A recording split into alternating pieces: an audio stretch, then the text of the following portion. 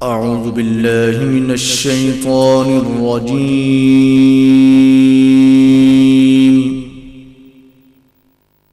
بسم الله الرحمن الرحيم.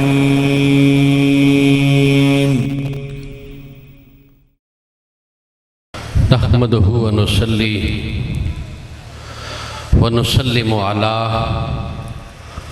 رسوله النبي الأمين الحنين الكريم الرؤوف الرحيم.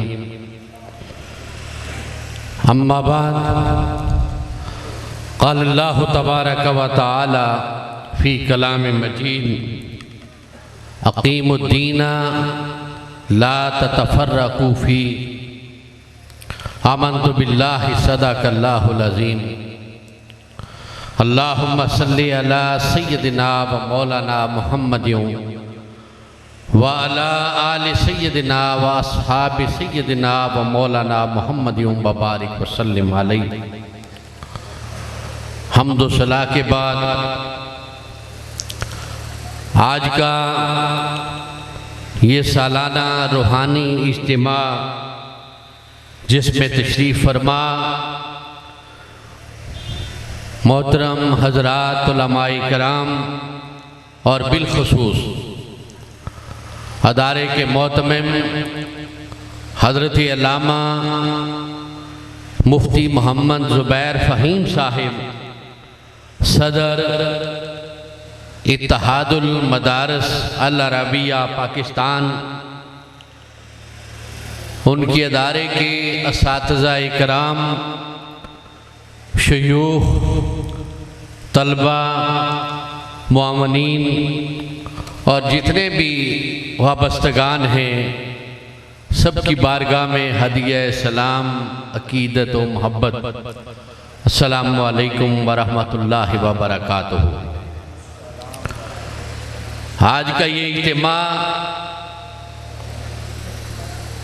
شہید فی سبیل اللہ و مجاہد ختم نبوت حضرت مولانا قاری محمد اسماعیل رحمۃ اللہ علیہ کی یاد میں انعقاد پذیر ہے، اور میرے لیے بھی بڑی سعادت اور خوش بختی کی بات ہے کہ حضرت مجاہد ختم نبوت کی یاد میں منعقدہ اس اجتماع اور سالانہ اس جلسہ کے موقع پہ حاضری کا موقع نصیب ہوا. یہاں جو آپ نے ایک حسین و جمیل محبتوں پہ مبنی ایک گلدستہ دیکھا جس میں تمام مکاتب کے علماء موجود تھے. مجھ سے قبل چیئرمین رویت حلال کمیٹی اور خطیب بادشاہی مسجد لاہور حضرت مولانا عبدالخبیر آزاد صاحب خطاب کر رہے تھے. ان سے قبل ایک معروف عالم دین، داعی اتحاد امت حضرت مولانا سید ضیاء اللہ شاہ بخاری دامت برکاتہم قدسیہ، جو مرکزی جمعیت اہل حدیث کے امیر ہیں، وہ خطاب کر رہے تھے. میں ادارے کے محتمم اور معاونین کو مبارکباد پیش کروں گا کہ جنہوں نے اس نفاق، تفرقہ اور انتشار کے دور کے اندر اللہ کے اس گھر کے اندر محبت، رواداری اور ہم آہنگی پہ مبنی ایک حسین گلدستہ سجایا. اور آج اس گلدستے کی اس ملک و ملت کو پہلے سے زیادہ ضرورت ہے. میں نے جو آیہ مبارکہ تلاوت کی، اللہ رب العزت اس آیہ مبارکہ میں ارشاد فرما رہا ہے: اقیم الدین، دین کو قائم کرو، لا تتفرقوا فی، فرمایا اس کے اندر تفرقہ نہ پیدا کرو. دین کی اوپر رہتے ہوئے آپس میں تقسیم نہ پیدا کرو، انتشار نہ پیدا کرو، نفرت کو نہ فروغ دو، بلکہ محبت کو، ہم آہنگی کو، انقیار کو، ایثار کو فروغ دو. یہ ہمارا دین ہے، اور جو امن کا دین ہے، محبت کا دین ہے، رواداری کا دین ہے. اس دین کی تعلیمات کے لیے حضور تاجدار کائنات صلی اللہ علیہ وسلم نے ہجرت مدینہ کے بعد پہلی درسگاہ صفا کی بنیاد رکھی، جس میں حضرات صحابہ کرام جو مختلف قبائل سے تعلق رکھتے تھے، مختلف نسل تھے اور مختلف زبانیں بولتے تھے اور مختلف رنگ تھے، سب کو ایک درسگاہ میں بٹھا کے جو وحدت کا درس دیا، آج اس درس کو پھر دوبارہ تر و تازہ کرنے کی ضرورت ہے. وہ صحابہ جو اپنے قبائل کے سردار تھے، جو اپنی جماعتوں کے عمائدین تھے، جو اپنے علاقوں کے سرحیل تھے، لیکن حضور تاجدار کائنات کی بارگاہ میں جب درسگاہ صفا کے اندر آتے ہیں تو سارے اس صفا کے طالب علم بن جاتے ہیں. جو حیرات حضرت محمد مصطفیٰ صلی اللہ علیہ وبارک وسلم کی بارگاہ سے ملتی ہے، اسے اپنے سینے میں بسا لیتے ہیں. وہ بھول جاتے ہیں کہ ہمارا قبیلہ کیا تھا اور ہم کس منصب پہ فائز تھے، ہمارا عہدہ کیا تھا، ہم امارت میں کس درجے پہ تھے. وہ فقر و فاقہ اور وہ غنا اور وہ صبر جس کا مظاہرہ حضرات صحابہ نے کیا، آج مدارس میں ہمیں وہ نظر ضرور آتا ہے. اور دیکھیے حضور تاجدار کائنات جب اپنے صحابہ کو درس دے رہے تھے تو حضرت مصعب بن عمیر تشریف لائے. ان کی چادر کے اوپر چمڑے کا پیون لگا ہوا تھا. جب حضور نے دیکھا تو آنکھوں سے آنسو جاری ہو گئے. کہنے لگے کہ یہ وہی مصعب بن عمیر ہے جو مکہ میں ایک بڑے امیر قبیلے کا نوجوان تھا، جو ریشمی پوشاک زیب تن کرتا تھا. اس کا وہ شہانہ لباس تھا کہ اس جیسا مکہ میں کوئی لباس نہیں پہنتا تھا. لیکن اپنے رب اور اس کے نبی کے دین کی خاطر مصعب بن عمیر نے اپنا سب کچھ قربان کر دیا، اور آج صفا کی چٹائیوں پہ بیٹھ کے اپنے نبی سے درس حدیث اور درس قرآن لے رہا. یہ وہ صحابہ تھے جو اپنا سب کچھ بلا بیٹھے تھے. اور حضور فرمانے لگے کہ مصعب بن عمیر، تم نے دین کی سربلندی کے لیے، دین کی تعلیم کے لیے اور اللہ اور اس کے رسول کی رضا کے لیے اپنا سب کچھ قربان کی. اللہ رب العزت نے تمہیں بڑا مقام عطا کیا. اور پھر کائنات ارض و سماوی نے دیکھا کہ وہ فقر و غنا کے پیکر صحابہ، انہی میں سے حضرت مصعب بن عمیر ریاست مدینہ کے پہلے سفیر بنتے ہیں. اور وہ صحابہ جن کو حضور تاجدار کائنات محبت کا درس دیتے تھے، رواداری کا درس دیتے تھے، برداشت کا درس دیتے تھے، رنگ و نسل سے پاک ایک وحدت امت کا درس دیتے تھے.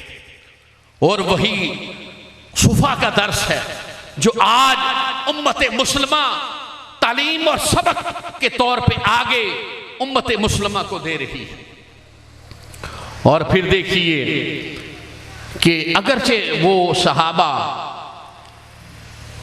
فقراء تھے، حضور نے فرمایا الفقر و فخری، کہ فقر میرا فخر ہے. فقر کی زندگی گزار رہے تھے. ایک ٹائم کھانا مل جاتا، اگلے 2 دنوں تک نہ ملتا. صبر و شکر کے پیکر تھے، لیکن کبھی اپنی زبان سے اف کا کلمہ نہیں نکالا. یہ درس تھا، یہ تعلیم تھی حضور تاجدار کائنات صلی اللہ علیہ وسلم کی بارگاہ سے. اگرچہ فقر کی زندگی گزاری، لیکن دنیا نے یہ دیکھا کہ علم اور فن کے اوپر دنیا میں امامت کا سہرا انہی کے سروں پہ سجا. وہ اپنے وقت کے علم کے شاہ سوار بنے. انہوں نے علم کو ثریا کی بلندیوں پہ پہنچایا. اور ایک زمانہ تھا جب کرتبہ سے علم کی کرنیں نمودار ہو رہی تھی. آج جو عالم مغرب اپنے آپ کو علم اور تحقیق کا شاہ سوار کہتا تھا، وہ جہالت کی اندھیر نگریوں میں ڈوبا ہوا تھا۔ آج کا کیمبرج اور آج کا آکسفورڈ جو علم اور تحقیق کی دنیا پہ راج کر رہا ہے، یہ کہاں سے آیا؟ یہ دنیا کی سب سے بڑی اسلامی یونیورسٹی جامعۃ الازہر اور الزیتونیہ کے طرز کے اوپر قائم ہے۔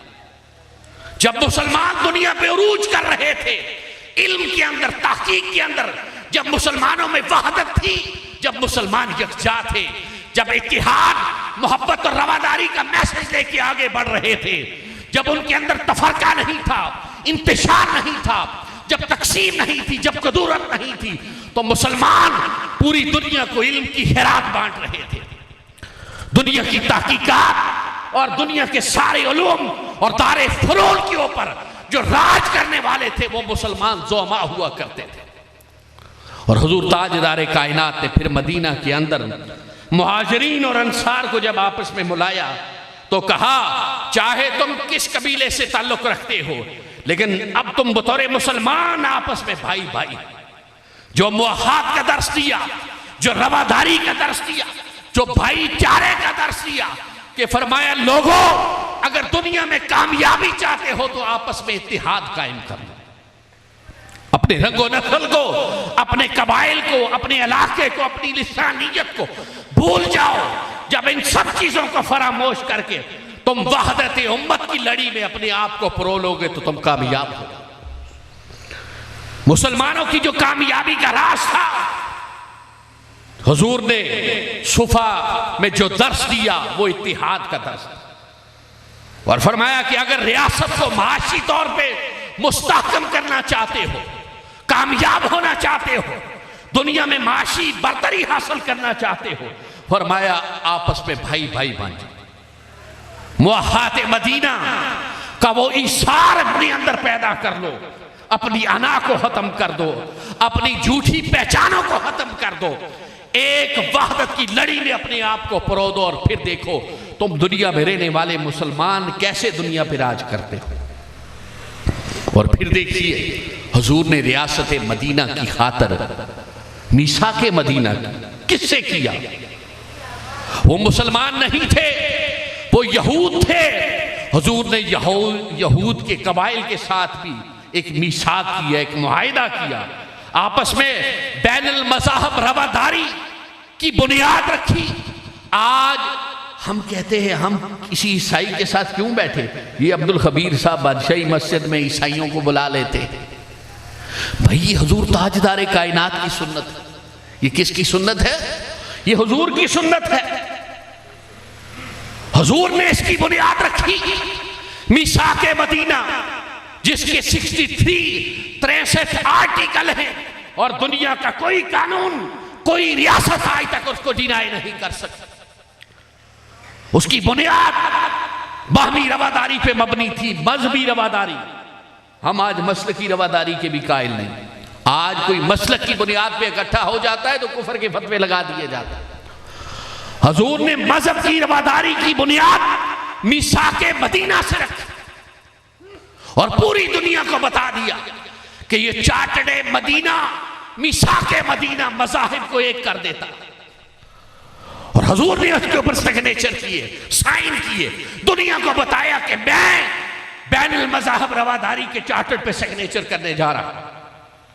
آج ہم اگر اپنے ملک کے لیے کسی فساد سے بچنے کے لیے اقلیتوں کے ساتھ بیٹھتے ہیں تو کفر کے فتووں کی برمار ہو جاتا ہے۔ لوگ تو مذہبی رواداری کو قبول نہیں، مسلکی رواداری کو نہیں کرتے، مذہب تو دور کی بات ہے۔ ہمارے ذہن محدود ہو چکے، ہم کنویں کے مینڈک بن چکے ہیں۔ اسلام کی جو وسیع تر تعلیمات ہیں ان کو بلا کے ہم نے اپنی سوچ اور فکر کو اسلام کی تعلیمات پہ غلبہ دے دیا ہے، فوقیت دے دی۔ یہ ہماری ناکامی کی سب سے بڑی وجہ ہے، اور یہی وجہ ہے کہ ایک زمانہ ہوا کرتا تھا کہ مسلمان عروج پہ تھے، مسلمانوں کا مقام، مسلمانوں کی عزت، مسلمانوں کا وقار، مسلمانوں کا روب دبا اور دبدبا ساری دنیا پہ تھا۔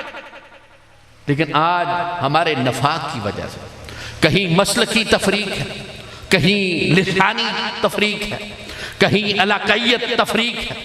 آج عرب اجمی کو نہیں مانتے۔ عجم میں اگر کشمیر میں ہندوستان کشمیر پہ ظلم ڈھاتا ہے تو عرب کہتے ہیں یہ اجمیوں کا مسئلہ ہے۔ کیا کہتے ہیں؟ یہ اجمیوں کا مسئلہ ہے۔ اگر عرب میں، فلسطین میں، اسرائیل غزہ پہ ظلم اور بربریت کی انتہا کرتا ہے تو اجمی کہتے ہیں کہ یہ عربوں کا مسئلہ ہے۔ جب ہم تقسیم ہو گئے، وہ جو ہماری وحدت تھی جب وہ پارا پارا ہو گئی، جب ہم ٹکڑوں میں بٹ گئے، جب ہم نفرت کے پیروکار بن گئے، جب ہم تقسیم کے پیروکار بن گئے، ہماری قوت و طاقت ختم ہو گئی۔ حضور تاجدار کائنات نے فرمایا تھا ید اللہ علی الجماعت ومن شذ فی النار، فرمایا اجتماعیت میں اللہ کی تائید حاصل ہوتی ہے، جو اس سے جدا ہوا اس کا ٹھکانہ جہنم ہے۔ آج ہماری حالت یہ ہے کہ ہم لسانیت کے نام پہ تقسیم ہو چکے ہیں، علاقائیت کے نام پہ، قبائل کے نام پہ۔ پاکستان کی حالت دیکھیں، کوئی مذہب کے نام پہ اپنی ریاست بنا رہا ہے، کوئی لسانیت کے نام پہ اپنی ریاست بنا رہا ہے، ہر ایک نے ریاست کی ریت کو چیلنج کیا ہوا ہے۔ آج مسلمان جو ذبح و حالی کا شکار ہے، آج جو مسلمان ذلت کی زندگی بسر کر رہا ہے، اسرائیل جو پاکستان کے لاہور جتنا ملک ہے، کتنا؟ لاہور جتنا ملک ہے، پوری دنیا میں یہودیت کی تعداد مٹھی بھر ہے۔ جتنے آپ کے پاکستان کے ایک شہر کے مسلمان ہیں، دنیا کی یہودیوں کی تعداد اتنی ہے۔ کتنی ہے؟ جتنی لاہور کے مسلمانوں کی تعداد ہے اتنی کس کی تعداد ہے پوری دنیا پہ؟ یہود کی تعداد ہے۔ اتنے تھوڑے ہیں، لیکن اس وقت جو رعب اور دبدبا ہے، جو قوت و طاقت ہے، وہ کس کی ہے؟ یہود کی ہے۔ وجہ کیا ہے؟ کہ ہم آپس میں لڑ رہے ہیں، ایک دوسرے کو قبول کرنے کے لیے تیار نہیں۔ ہم پاؤں سے لے کے سر کے بال تک نفرت سے بھرے ہوئے ہیں، ہمارے دل کسی کے لیے کشادہ نہیں ہے۔ جب ہم زہر اگلتے ہیں، اگر جامعہ حنفیہ مدنیہ دوسرے مسالک والوں کو بلاتا ہے تو ان پہ بھی فتوے آ جاتے ہیں۔ یہ حقارت، یہ نفرت، یہ تقسیم، یہ ہمیں برباد کر رہی ہے، یہ ہمیں تباہ کر رہی ہے۔ یہ ایک علاقے میں نہیں، یہ پوری دنیا میں مسلمانوں کی ذبح و حالی کی اصل حقیقی حالت ہے۔ چند یہودی آج غزہ میں نیتے، مظلوم، بے کس اور بے سہارا مسلمانوں کو سفاکیت اور بربریت کے ذریعے تباہ و برباد کر رہے ہیں۔ رات کے اندھیرے میں ہزاروں بچوں اور عورتوں کو شہید کر دیا گیا۔ دنیا پہ 56 اسلامی ممالک ہیں، کروڑوں میں مسلمانوں کی تعداد ہے۔ دنیا میں دوسری بڑی قوم مسلمانوں کی قوم ہے، لیکن کسی ایک ملک نے اس کو چیلنج نہیں کیا کہ تم انسانی حقوق کی پامالی کرتے ہو، تم انسانی حقوق کے چارٹر کی پامالی کرتے ہو، ہم تمہارے اوپر حملہ کریں گے۔ کسی کی جرت نہیں ہے اس کے خلاف بات کریں۔ تعداد میں وہ تھوڑے ہیں، لیکن قوت و طاقت میں سب سے زیادہ۔ آج دنیا کی جھوٹی سپر پاور امریکہ، وہ اس کی لونڈی اور غلام بنا ہوا، وہ جو چاہتا ہے وہی امریکہ کرتا، اور امریکہ کہتا ہے کہ میں ایک آخری حماس کے شخص کے زندہ رہنے تک ان کے خلاف لڑوں۔ کون کہتا ہے؟ امریکہ کہتا ہے۔ کسی کی جرت ہے اس کے خلاف بات کرے؟ کیا مسلمان مال و دولت میں کسی سے کم ہے؟ تعداد میں کسی سے کم ہے؟ کیا روٹیاں 2 کے بجائے آدھی کھاتے ہیں؟ کیا وجہ ہے؟ آج عرب کا سرمایہ مغرب کے بینکوں کے اندر ہے، مغرب کی معیشت عرب کے سرمایہ سے چلتی ہے۔ لیکن کوئی عرب کا ملک کا ایسا شخص نہیں ہے جو یہ کہے کہ میں اپنا سرمایہ سوئٹزرلینڈ کے، برطانیہ کے اور یورپ کے بینکوں سے نکالوں گا اگر آپ نے فلسطین کے مسلمانوں پہ ظلم کیا۔ کوئی ایک شیخ اٹھا جس نے اٹھ کے یہ کہا کہ میں اپنا سرمایہ وہاں سے نکال لوں گا اور تمہاری معیشت کا دڑم تختہ ہو جائے گا۔ آج مغرب کی معیشت عرب کے پاؤں کی لونڈی ہے۔ آج عرب اپنے پاؤں کی ایڑی مارے اور پورے مغرب کی معیشت تباہ برباد ہو سکتی ہے، لیکن کیا کسی میں جرت ایمانی نہیں؟ غیرت ایمانی ختم ہو چکی ہے۔ آج وہ معاشی بائیکاٹ کرتے مغرب کا، مغرب کی جرت نہیں ہے کہ وہ آ کے ان کے پاؤں میں ان سے معافی نہ مانگے۔ لیکن عرب اتنے جملہ تک نہیں کہتے کہ ہم اپنا سرمایہ تمہارے بینکوں سے نکال لیں گے اگر تم نے دوبارہ فلسطین پہ ظلم کیا۔ یہ بات پیونے روادار کی رواد نہیں۔ یہ ظلم کون کروا رہا؟ یہ سب مسلمان کروا رہے ہیں، جو تفرقہ پیدا کرتے ہیں، جو تقسیم پیدا کرتے ہیں، جو نفاق پیدا کرتے ہیں، جو انتشار پیدا کرتے ہیں، جو امت کے اندر گروہ بندیاں کرتے ہیں، امت کو باہم دست و گریباں کرتے ہیں۔ اس میں کامیاب کون ہوتا ہے؟ وہ کافر ہوتا ہے۔ کافر کے لیے ہم سب مسلمان۔ آج فلسطین میں اسرائیل یہ نہیں دیکھتا کہ یہ شیعہ ہے، دیوبندی ہے، اہل حدیث ہے یا بریلوی ہے۔ کیا اسرائیل کے کسی بمبار نے یہ دیکھا؟ وہ یہ کہتا ہے کہ یہ مسلمان ہے اور اپنے آپ کو دنیا میں انسانی حقوق کے چیمپئن کہتے ہیں، لیکن معصوم اور نہتے لوگوں کا قتل عام مذہب کی بنیاد پہ کر رہا ہے۔ یہ جھوٹے اور مکار ہیں جو دنیا پہ جھوٹا انسانی حقوق کا دعویٰ کرتے ہیں اور حقیقت میں انسانیت کے قاتل ہیں، لیکن کسی کی یہ بھی جرت نہیں کہ ان کو یہ کہیں کہ آپ انسانیت کے قاتل ہیں۔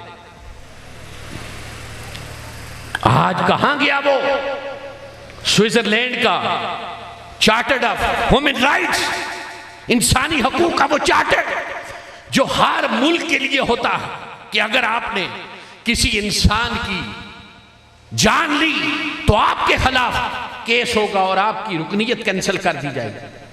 ہر ملک جب آزاد ہوتا ہے سوئٹزرلینڈ کے انسانی حقوق کے چارٹر پہ سگنیچر کرتا ہے۔ پاکستان میں ایک چھوٹی سی انسانی حقوق کی خلاف ورزی ہوتی ہے تو پوری دنیا سراپا احتجاج ہو جاتی ہے۔ ادھر سندھ کے اندر اونٹ کی ٹانگ کسی نے کاٹ دی، دیکھیے آپ نے وہ تصویر، اونٹ کی ٹانگ کاٹ دی تو مغرب نے پاکستان کے اوپر پابندیاں لگانے کی دھمکی دے دی۔ کیا آپ جانوروں کے حقوق کا خیال نہیں کرتے؟ جانوروں کے حقوق کی تنظیموں نے اقوام متحدہ کے اندر پاکستان کے خلاف کیس کر دیا، پورا پاکستان الرٹ ہو گیا۔ ایک اونٹ کی ٹانگ کاٹنے کی وجہ سے لوگوں کو کٹہرے میں لا دیا گیا، انہیں پابند سلاسل کر دیا گیا، انہیں سپریم کورٹ تک پہنچا دیا گیا۔ لیکن کیا فلسطین کا وہ معصوم بچہ اس جانور جیسے بھی حقوق نہیں رکھتا؟ اس اونٹ جتنے حقوق نہیں رکھتا؟ وہ ماں، بہن اور بیٹی جو فلسطین میں بربریت اور سفاکیت کے ذریعے ماری جا رہی ہے، کیا وہ جانور جتنے حقوق بھی نہیں رکھتی؟ اس کا اتنا حق بھی نہیں ہے؟ کون سا ملک ہے جو انسانی حقوق کے چارٹر کے مطابق یو این او میں گیا اور جا کے وہاں پہ اس نے درخواست دائر کی کہ انسانی حقوق کی خلاف ورزی ہے؟ کوئی ایک ملک ابھی تک غزہ اور اسرائیل کے اور غزہ اور فلسطین کے لیے اسرائیل کے خلاف یو این او میں نہیں گیا۔ 56 اسلامی ملک ہیں، کتنے ہیں؟ ایک ملک بھی ابھی تک یہ درخواست لے کے یو این او میں نہیں گیا۔ ہم کیا یو این او کو کہے کہ یو این او نے غلط کیا یا نہیں کیا؟ وہ تو ہے ہی ہمارا دشمن، وہ تو ہے ہی کافروں کی لونڈی۔ لیکن ہمارا سوال مسلم امہ سے، ہمارا سوال 56 اسلامی ممالک کے مسلم حکمرانوں سے، کوئی ایک ملک کا نمائندہ، کوئی ایک سفیر آج تک اقوام متحدہ میں نہیں گیا۔ یہ ظلم، یہ بربریت اور سفاکیت، اللہ رب العزت سب کچھ دیکھ رہا ہے۔ یہ ظلم کب تک ہوگا؟ یہ ظلم کی سیاہ رات چھٹے گی جب مسلمانوں کی غیرت ایمانی بیدار ہو، مسلمانوں کو فرقوں میں تقسیم کر کے آپس میں لڑایا جا رہا کہ تو ایک فرقے کا دوسرے فرقے والے کو قتل کر، بھئی تمہیں کیا ملے گا کسی فرقے والے کو مارو گے؟ یہ کون کروا رہا ہے؟ مسلمان سے مسلمان کو بروایا جا رہا۔ جیسے ابھی حضرت کہہ رہے تھے خود کچھ دھماکے کیے جا رہے ہیں، مساجد کو نہیں چھوڑا جا رہا، مدارس کو نہیں چھوڑا جا رہا، علماء کو نہیں چھوڑا۔ اکوڑا ہٹک میں مولانا حامد اللہ ککانی صاحب کو شہید کر دیا گیا، مفتی شاکر صاحب کو شہید کر دیا گیا، اور بہت سارے علماء کو شہید کر دیا گیا۔ کون کر رہا ہے؟ وہ کوئی یہودی عیسائی نہیں کر رہا، وہ کلمہ وہ مسلمان کر رہا۔ تو ہم نے اس معاشرے میں نفرت کو ختم کرنا، مسلمان کو بتانا ہے کہ حضور نے فرمایا خیر الناس من ینفع الناس، فرمایا تم میں سے اچھا انسان وہی ہے جو انسانوں کے لیے نفع بخش۔ اور ہم کہاں کھڑے ہیں؟ ہماری غیرت ایمانی کہاں کھڑی ہے؟ ہم اسلامی ذاتی ملک پاکستان کے باسی ہیں جو دنیا کی ایٹمی قوت ہے، ہمیں آپس میں لڑایا جا رہا۔ بلوچستان میں دیکھیں لسانیت کے نام پہ پنجابی لوگوں کو بسوں سے اور ٹرینوں سے اتار کے شہید کیا جاتا ہے۔ یہی کام پہلے ادھر گلگت اور بلتستان کی طرف جاتے ہوئے راستے میں مذہب کی بنیاد پہ لوگوں کو قتل کر دیا جاتا تھا۔ جو شیعہ ہوتے تھے ان کو اتار کے ان کی گردنیں اتار دی جاتی تھی، اور جو سکردوں سے آتے ہوئے جو سنی ہوتے تھے وہ ان کی گردنیں اتار دیتے تھے۔ یہ حالت کون کروا رہا تھا؟ ہمارا دشمن بڑا مکار ہے، بڑا چلاک ہے، وہ اپنا کوئی نقصان نہیں ہونے دیتا، نہ مالی نقصان ہونے دیتا ہے نہ جانی نقصان ہونے دیتا ہے، ہمیں ایک دوسرے کے خلاف استعمال کرتا ہے۔ تو یاد رکھو یہ مدارس دینیہ ہیں جن کی وجہ سے ابھی دین کی رمق باقی ہے۔ یہ افراط و تفریط سے بالاتر اسلام کی حقیقی تعلیمات کے مراکز ہیں، جہاں سے علم کی خیرات بانٹی جا رہی ہے، جہاں سے محبت کی خیرات بانٹی جا رہی ہے۔ علم وہی نافع ہوتا ہے جس کو ادب کا تڑکا لگا ہوا ہوتا ہے۔ جو علم ادب، شائستگی اور برداشت سے خالی ہو وہ شیطانی علم ہوتا ہے۔ جو مدارس محبت کا علم دیتے ہیں، ادب کا علم دیتے ہیں، شائستگی کا علم دیتے ہیں، برداشت کا علم دیتے ہیں، وہ حقیقی علم ہے۔ جہاں سے نفرت کا علم ملتا ہے، جہاں سے انتشار کا علم ملتا ہے، جہاں سے انتشار کا علم ملتا ہے، تقسیم کا علم ملتا ہے، وہ شیطانی علم ہے۔ جو امت میں نفاق پیدا کرتا ہے، جو امت میں تقسیم پیدا کرتا ہے، جو امت میں تفرقہ پیدا کرتا ہے، جو امت میں فساد پیدا کرتا ہے، ہم نے خود جانچنا ہے، پرکھنا ہے، دیکھنا ہے رحمانی کون ہے اور شیطانی کون ہے۔ شیطان ہمارے اداروں میں گھس چکا ہے، ہمارے گھروں میں گھس چکا ہے، محلوں میں گھس چکا ہے، کہیں مسلک کے نام پہ قتل و غارت گری کرا رہا ہے، کہیں لسانیت کے نام پہ، کہیں قبیلے کے نام پہ، کہیں ذات پات کے نام پہ ہم لوگ لڑ رہے ہیں، مر رہے ہیں، وہ تماشا دیکھ۔ تو ہم نے شیطان کی سوچ کو پرموٹ نہیں کرنا۔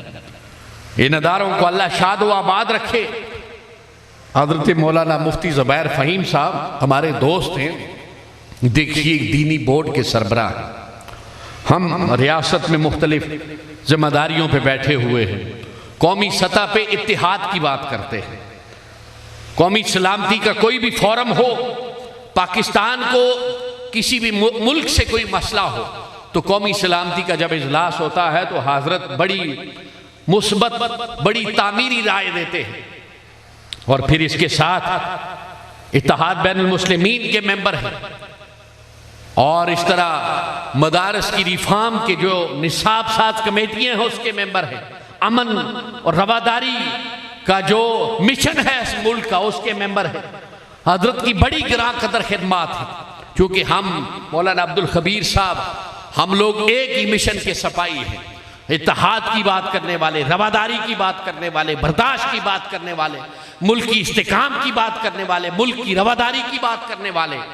ہمارا ایک مشن ہے، ایک نظریہ ہے جو حضور تاجدار کائنات نے صفحہ میں صحابہ کرام کو پڑھایا تھا، وہ محبت کا، وہ رنگ و نسل سے پاک، وہ لسانیت سے پاک، عصبیت سے پاک، جس میں برداشت ہے، جس میں شائستگی ہے، جس میں ادب ہے، جس میں رواداری ہے۔ اور حضرت کی سربراہی میں یہ ادارہ یقیناً ادب پھیلا رہا۔ اور ہمارے منہاج القرآن کے سٹیج کے اوپر جب حضرت مفتی زبیر فہیم صاحب لاہور مینار پاکستان جاتے ہیں، لاکھوں کا اجتماع ہوتا ہے، وہاں جا کے آپ کا محبت کا پیغام دیتے ہیں۔ آج میں آ کے یہاں پہ محبت کا پیغام دے رہا ہوں۔ یہ رواداری ہے۔ رواداری کی عملی تصویر یہ ہے کہ آپ ان کے متعلقین ہو، وابستگان ہو، اور یہ ہمارے وابستگان، متعلقین، علماء، طلباء سب سے مخاطب ہوتے، اسے رواداری کہتے ہیں۔ ہم ایک سوچ ہے، ایک فکر ہے، ایک مذہب ہے، ایک نبی ہے، ایک قرآن ہے، ایک ہمارا اسلام ہے، لیکن ہمارا دشمن بڑا مکار اور چلاک ہے جو کہیں مذہب کے نام ہر ایک کی رائے جب اللہ نے جب کھوپڑی دی ہے تو جو بھی ہم پڑھتے ہیں یا سنتے ہیں اس کے اوپر استدلال، رائے، تصریحات ہم اپنی کرتے ہیں۔ ہر مفسر اس کا اپنا اسلوب ہے، اپنی تصریحات ہے، اپنا انداز ہے، اپنا طریق، اپنا مشرب ہے، لیکن اس کا ہرگز یہ مطلب نہیں کہ آپ کا اختلاف نفرت میں تقسیم ہو جائے، کدورت میں تقسیم ہو جائے، انتشار میں تقسیم ہو جائے، فساد میں تقسیم ہو جائے۔ دشمن یہ کوشش کرتا ہے کہ ان کا اختلاف تو بھائیوں میں بھی ہوتا ہے، اختلاف تو استاد شاگرد میں بھی ہوتا ہے، اختلاف تو دو طالب علموں میں بھی ہوتا ہے جو ایک استاد سے پڑھتے ہیں، ہوتا ہے یا نہیں ہوتا؟ وہ لکیر کے فقیر تو نہیں ہوتے، ہر معاملے میں اختلاف رکھتے ہیں۔ فتویٰ آپ دیکھیے، علماء بیٹھے، مفتیان بیٹھے، مفتی کی رائے ہوتی ہے، کیا ہوتا ہے؟ مفتی کی رائے ہوتی ہے، قرآن و سنت کی روشنی میں دیتا ہے، شریعت میں اس کی کیا حیثیت ہے یہ ایک علیحدہ چیپٹر ہے، لیکن مفتی صاحب جو رائے دیتے ہیں وہ رائے قرآن و سنت کی روشنی میں دیتے ہیں، اس کی اہمیت کیا ہے؟ یہ اصولیات کا علم ہے، یہ کیا ہے؟ اسلامک لا ہے، یہ اصول ہے، یہ اصول کو علماء جانتے ہیں، لیکن وہ اپنی رائے دیتا ہے۔ آپ ایک مفتی صاحب کے یہاں آئیں گے وہ اپنی رائے دیں گے، آپ تھوڑا آگے جامعہ حنفیہ فریدیہ میں چلے جائیں گے وہ اپنی رائے دیں گے مفتی صاحب، مسئلہ ایک ہوگا لیکن مفتیوں کی رائے مختلف ہوگی، یہ رائے ہے، وہ رائے دینا ان کا حق، ان کو رائے دینے سے کوئی نہیں روک سکتا۔ آپ تیسری مسجد میں، مدرسے میں چلے جائیں، ان مفتی صاحب کی رائے اپنی ہوگی، لیکن رائے سب قرآن و سنت سے دیں گے، رائے سب قرآن و سنت سے دیں گے، ہر ایک کی رائے ایک دوسرے سے مختلف ہوگی۔ یہ رائے نفرت تو نہیں ہے نا، ان کا حق ہے۔ ائمہ فقہ کو دیکھیے، امام اعظم ابو حنیفہ، امام احمد بن حنبل، حضرت امام یوسف، حضرت امام محمد، ہر ایک کی رائے مختلف ہوتی تھی مختلف مسئلوں پہ، لیکن اختلاف نہیں تھا، ادب تھا، لحاظ تھا، احترام تھا۔ استاد اور شاگرد کا فقہی مسائل میں اختلاف، یہ تفرقہ نہیں ہے، یہ تقسیم نہیں ہے، یہ مکتب ہے، یہ مکتب حنفیہ تھا، اسی طرح مکتب یوسفیہ تھا، مکتب محمد تھا، سارے مکاتب تھے، آج بھی مکتب ہیں، یہ مکتب ہے، دوسرا مکتب ہے، تیسرا مکتب ہے، مکتب کی اپنی رائے ہے۔ جیسے ایک جج کی اپنی، آپ دیکھیں نا، ایک کمیشن بنتا ہے ججوں کا روزانہ، ایک ہائی کورٹ یا سپریم کورٹ میں ایک پینل بنتا ہے نا، 3 رکنی بینچ بنتا ہے، 5 رکنی بینچ بنتا ہے۔ 5 رکنی بینچ میں 3 اس مسئلے کے حق میں رائے دیتے ہیں، 2 حق میں نہیں دیتے، ایسے ہوتا ہے یا نہیں ہوتا؟ 4 حق میں دیتے ہیں، 1 حق میں نہیں دیتا۔ بینچوں کا دیکھتے ہیں نا، پڑھتے ہیں نا، ان پہ تو کبھی کسی نے فتویٰ نہیں لگایا، وہ بھی تو قانون کی تشریح کر رہے ہوتے، کیا انہوں نے قانون نہیں پڑھا ہوا ہوتا یا غلط کر رہے ہوتے؟ ان کی رائے ہے، اسی طرح جب مفتی فتویٰ دیتا ہے تو مفتی کی بھی اسی جج کی طرح، یہ بھی قاضی ہے وہ بھی قاضی ہے، یہ بھی جج ہے وہ بھی جج ہے۔ انگلش میں جج کہتے ہیں، عربی میں قاضی کہتے ہیں، اور اردو میں ہم مفتی کہہ دیتے ہیں، لیکن ایک ہی ٹائٹل ہے، ایک ہی شخص ہے۔ ادھر فتوے لگا دیتے ہیں، ادھر فتوے نہیں، جائیں نہ جا کے جج کے خلاف فتویٰ لگائیں کہ 5 ججوں میں آپ نے اختلاف کیوں کیا، جب 4 کہہ رہے تھے آپ بھی کہہ دیتے۔ کہتے نہیں، اس جج صاحب نے دلائل دے کے اختلاف کیا۔ وہاں احترام ہے لیکن مفتی کا احترام نہیں ہے۔ کون نہیں کرنے دیتا، کون تفریق پیدا کرتا ہے؟ یہ وہ چیزیں ہیں جن پہ ہمیں غور کرنا ہے۔ یہ نفرت والی چیزیں، ہم نے وہاں نفرت نہیں ہے وہ قاضی، اور یہ مدرسے میں بیٹھا ہوا قاضی فیصلہ دیتا ہے تو اس پہ فتوے لگ جاتے ہیں۔ تو یہ ہمیں دیکھنا ہوگا کہ ہمارا دشمن بڑا مکار اور بڑا چلاک ہے، وہ ہر معاملے میں ہمیں الجھاتا ہے، انہیں نہیں الجھاتا۔ ٹی وی چینل پہ بیٹھے ہوئے 2 سیاستدان ہوتے ہیں، ایک کا موقف اور ہوتا ہے دوسرے کا اور ہوتا ہے۔ جو وہ لغویات بکتے ہیں، جو وہ بدتمیزی، بد اخلاقی اور غیر شائستہ گفتگو کرتے، الامان والحفیظ، ان کو تو کوئی کچھ نہیں کہتا۔ 2 علماء اگر ٹی وی پہ بیٹھ کے مختلف رائے دے دے تو کہتے ہیں علماء میں اتحاد ہی نہیں ہے، تماشا بنا دیتے ہیں 2 علماء کی مختلف رائے کے اوپر۔ تو یہ سازش ہے اسلام کے خلاف، ہمارے مذہب کے خلاف، ہم نے اس سے بچنا ہے۔ اور یہ ادارے اور یہ شخصیات اس وقت اس ملک میں یہی کام کر رہی ہیں۔ یہ نہیں کہ کام نہیں ہو رہا، کام ہو رہا ہے۔ ہم لوگ جو آپ کے سامنے بیٹھے ہیں، یہ جو گلدستہ سجا ہے، یہ سمجھتا ہے گلدستہ کہ ہمارے خلاف سازش ہے، ہم ایک ہیں، ہماری رائے مختلف ہو سکتی ہے لیکن ادب کے دائرے کے اندر۔ ہم اختلاف کر سکتے ہیں ایک دوسرے سے لیکن ادب کے دائرے کے اندر، احترام کے دائرے کے اندر۔ ہم اللہ اور اس کے رسول کے بعد صحابہ کا احترام کرتے ہیں، اہل بیت کا احترام کرتے ہیں، ہم صالحین کو مانتے ہیں، اولیاء کو، سب کو، علماء کو مانتے ہیں، سب کا ہم احترام کرتے ہیں۔ لیکن اگر کسی کی شان میں کوئی 2 جملے زیادہ کہہ دیتا ہے، دوسرا کم کہہ دیتا ہے، اس سے اس کے ایمان پہ کوئی کم فرق نہیں پڑتا۔ اپنا انداز ہے، اپنا ذوق ہے، اپنا شوق ہے، اپنا مشرب، اپنا مطالعہ، ہر ایک کا اپنا۔ تو یہ وہ چھوٹی چھوٹی چیزیں ہیں جو ہمارے معاشرے کے اندر اس طرح پینیٹریٹ کر چکی ہے زہر کی طرح کے، سارے کا سارا جسم، ساری سوچ، سارے نظریات اور فکر زہر آلود ہو چکے ہیں، جنہوں نے ہمارے پورے کے پورے معاشرے کو زہر آلود بنا دیا ہے، جو نفرت، حقارت، تقسیم اور تفرقے پہ مبنی ہر وقت بلاسٹ ہونے کے لیے تیار ہوتا ہے۔ تو اللہ تعالیٰ اس ملک کو، اس مذہب کو اس تفرقے کی لعنت سے محفوظ رکھے، اس تقسیم اور فساد کی لعنت سے محفوظ رکھے۔ اللہ تعالیٰ اتحاد، اتفاق اور رواداری کو فروغ دینے والی علماء، مدارس اور شیوخ اور اساتذہ کو اللہ تعالیٰ عمر خضری عطا فرمائے، کامیابی اور کامرانی عطا فرمائے۔ پھر ہم اسرائیل کا بھی مقابلہ کر سکتے ہیں، ہم امریکہ کا بھی مقابلہ کر سکتے ہیں۔ اگر ہماری صفوں میں اتحاد نہ ہوا جس طرح آج نہیں ہے، تو اسی طرح وہ ایک ایک کر کے کبھی عراق پہ حملہ کرتا ہے، کبھی لیبیا پہ حملہ کرتا ہے، کبھی شام پہ حملہ کرتا ہے، کبھی یمن پہ حملہ کرتا ہے، کبھی ایران پہ حملے کی دھمکی دیتا ہے، کبھی افغانستان پہ حملے کی دھمکی دیتا ہے۔ اس کے لیے سبھی مسلمان ہیں۔ وہ یہ نہیں کہتا کہ وہ ایران شیعہ مسلمان ہے، یا یمن جو ہے وہ حوثی ہے، یا کوئی وہ کہ زیدی ہے، زیادہ وہاں سے زیدی ہے، اہل سنت ہے جو اہل بیت سے محبت کرتے ہیں، ان کو زیدی قبیلہ کہتے ہیں۔ حوثی اور زیدی یمن میں اہل سنت ہے 70%، لیکن وہ اہل سنت کون سے ہے؟ زیدی اہل سنت ہے جو محبت اہل بیت میں ذرا جیسے ہمارے سید سادات ہوتے اس طرح کے ہیں، وہ پیور سنی ہیں۔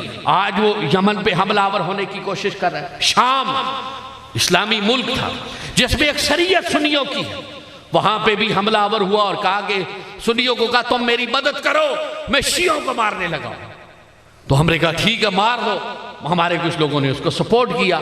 اسی طرح کہیں شیعہ سپورٹ کرتا ہے، کہیں سنی سپورٹ کرتا ہے، وہ مسلمانوں کو مار رہا ہے۔ اس کے لیے کوئی مذہب نہیں ہے، کوئی فرقہ نہیں ہے، وہ ہمارا دشمن بڑا مکار اور بڑا چلاک ہے۔ تو اس لیے ہمیں اپنی صفوں میں اتحاد کرنا ہوگا، اتحاد پیدا کرنا ہوگا، ہم آگی پیدا کرنی ہوگی، رواداری پیدا کرنی ہوگی، برداشت پیدا کرنی ہوگی، ادب پیدا کرنا ہوگا، شائستگی پیدا کرنی ہوگی اور احترام پیدا کرنا ہوگا۔ جب ہم اس میں کامیاب ہوگے تو دنیا کی کوئی طاقت ہمیں کبھی بھی نقصان نہیں پہنچا سکتی۔ تو اللہ رب العزت ہمیں عمل کی توفیق عطا فرمائے۔ وآخر دعوانا الحمدللہ۔